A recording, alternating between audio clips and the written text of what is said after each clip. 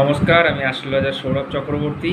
আজকে একটা বিষয় নিয়ে আলোচনা করব, সেটা হলো নামের অক্ষর যদি কারোর এজ দিয়ে শুরু হয় তাদের ব্যক্তিগত নেচার কীরকম হতে পারে সেটা নিয়ে আজকে একটা শর্ট ভিডিও বানাচ্ছি। শুনে নিন, আপনাদের ক্ষেত্রে ম্যাচ করছে কিনা অবশ্যই আমাকে কমেন্টে জানাবেন।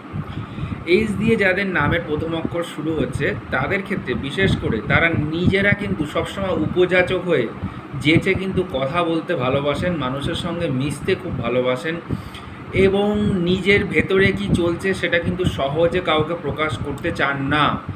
আর প্রচণ্ড হাসমুখ হয়ে থাকেন, মানে হেসে হেসে কথা বলতে পারেন।